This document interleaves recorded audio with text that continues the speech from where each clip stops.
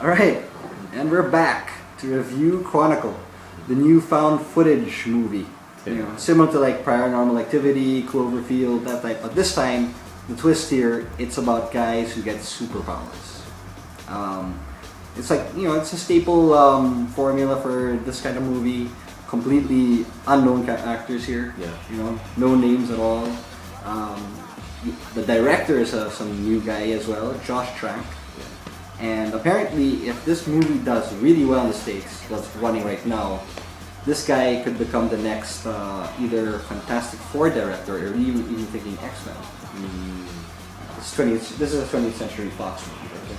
So there. So this movie is basically about a loser who, along with two other people, one of which was his cousin. Yeah, one of his The cousins. loser's name is Andrew. Andrew. And his cousin Matt. And Matt. the popular student body president Steven.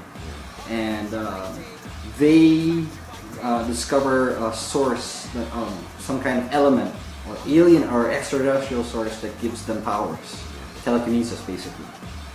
And at first, it's they get into all this jackass antics. You know, they have fun with that. Testing the limits of their powers. Yeah. A la Jackass or a la back when Heroes was still in, what Claire the cheerleader would do. She'd keep trying to die, but she wouldn't die. Right. Testing the limits. Very similar in the Heroes. Yeah. Right, but this format is really just using the whole one camera digicam format. Yeah. So they're having fun with it, and then so of course, like in these movies, Shit hits the shit fan. hits the fan basically. You know, Yeah. it gets dark. Yeah. I think I think the actors were very effective in the sense that the loser guy Andrew, at some point when he just fucks up, and I'm just like, why are you such a fuck up? And I'm like, well, I guess his acting is working on me then, because He was getting on your nerves. it's getting on my nerves. He was getting on your nerves. While the other two were more sympathetic characters. So you get that. I don't know if it was the time of day that we watched, because it was around 4 in the afternoon. I was kind of falling asleep at some points. They were kind of dragging.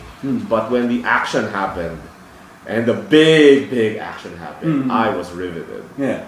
It's like what you said, if any of you have seen the anime Akira from the 80s, this is probably what the planned live action Akira should look like. Yes, the fight scenes. I'm sorry. Yeah, exactly. I think there's no point in doing an Akira movie because this is pretty much it. Yeah. This is pretty much it. It's like the whole where it's two guys battling battling it out on a huge scale. You get that right here. You get that right here.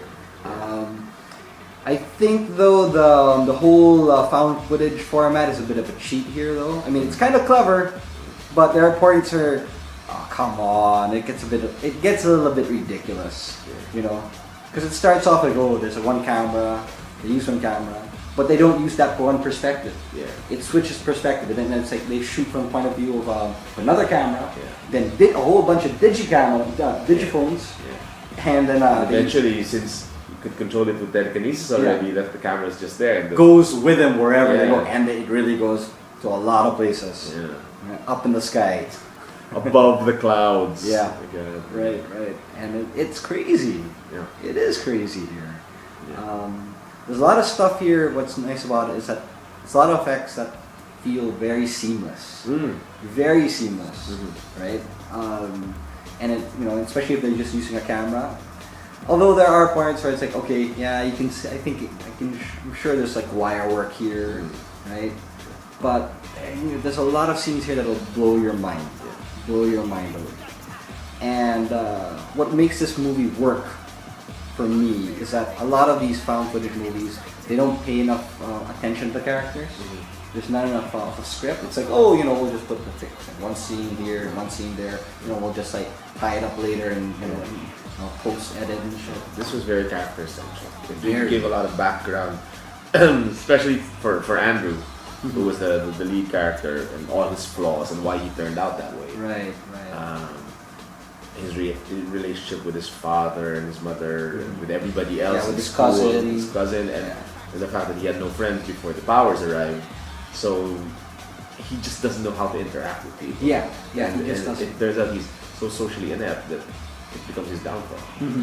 Yeah, actually though, I was like, I was looking for it. I was like really looking for it in the plot. Like, okay, oh wow, things are going pretty well. Yeah. Of course, I know it's not gonna last. Yeah. So I was waiting for where is it gonna like. When does the monkey wrench hit the machine? Yeah, exactly. And like, it was a surprising turnout here. Yeah. You know, they did a good job. They can make, you know, making things seem inevitable, but surprising you at the same time, right?